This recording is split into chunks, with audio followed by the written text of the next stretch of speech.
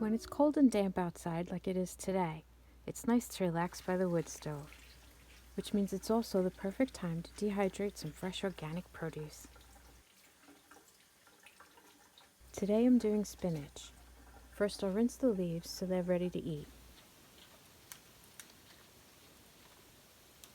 I'll fold the leaves in half to trim off the thick part of the stem. This helps speed up the dehydration time. Then cut the leaves into pieces so they dry faster. If a leaf has a curl in it, I'll cut the leaf along the curl so it can lay flat and dry more evenly.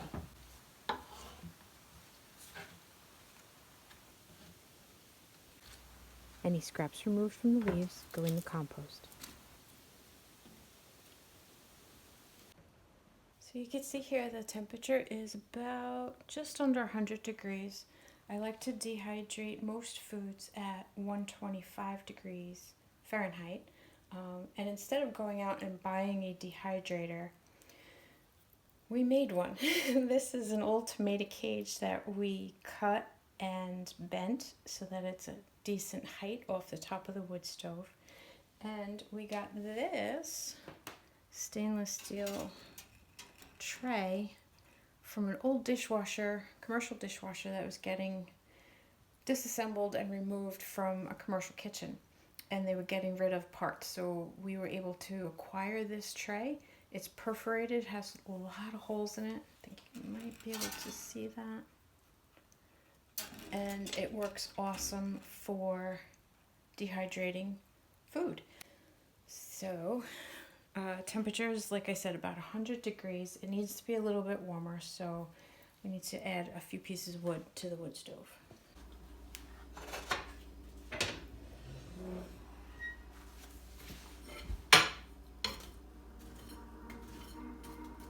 It's a nice bed of embers in here. A couple of pieces of wood.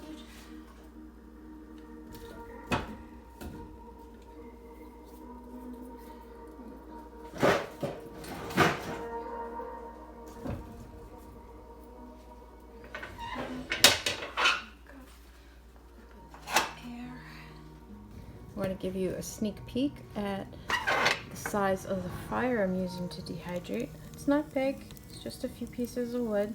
Helps keep the temperature at what I need to dehydrate. And it's 29 degrees outside today. This little wood stove is heating the whole house as well, so it's 2 for 1. How cool is that? Thankfully, I have a very sensitive sense of smell. And when this gets a little too warm, say like 140 degrees or even 150 degrees, you can actually smell the vegetables cooking because it's starting to roast them instead of dehydrate them. So my nose helps me keep an eye on the wood stove. It's a good idea to keep track of how many servings of produce you're dehydrating at any particular time. Because produce shrinks when you dehydrate, and it's going to look like a lot less than what it actually is. For example, this celery that I dehydrated in mid-December, this jar, it's only half full, this tiny little jar. This is a full head of long stalk celery. You wouldn't want to put all of this in a pot of soup. You only want to use like an 1/8 or a 1/16 of a cup. Otherwise you end up with a pot full of celery soup.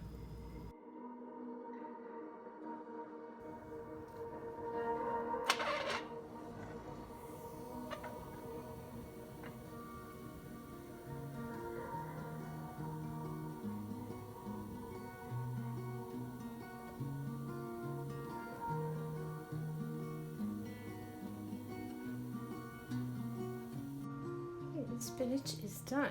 You just press on the leaf and it crumbles, and nothing is soft, nothing's pliable, so it is definitely dry. There's no moisture left in this at all.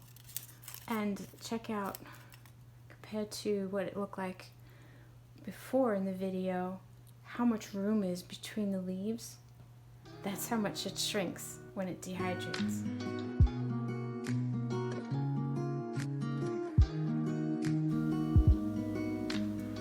We didn't grow spinach in our garden this past summer, so I've been buying it from our friends at Berrybrook Farm. They're a local farmer that sells at the farmer's market down in Delhi. And this is a batch. When you buy spinach from them, it comes in batches. And this is one batch. And I could fit half a batch on the dehydrator that you saw in the video. And once it's dry, the whole batch fits in this jar. And there's room to spare in there. So all of this that's perishable fits in this amount of space. And this is able to be stored in the pantry, and it'll last a really, really long time. Months it'll last, as long as it's cool, dry, and dark in the pantry. It'll make it a long time. But we will eat it before it goes bad, that's for sure.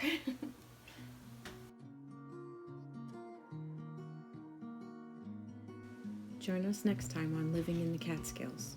We have to clear out the back field, disassemble the garden, and move our old tractor. Let's hope it starts. Over 30 trees have to be cut down that are way too close to the house. Remember to subscribe and click the notification bell so you don't miss it. See you soon.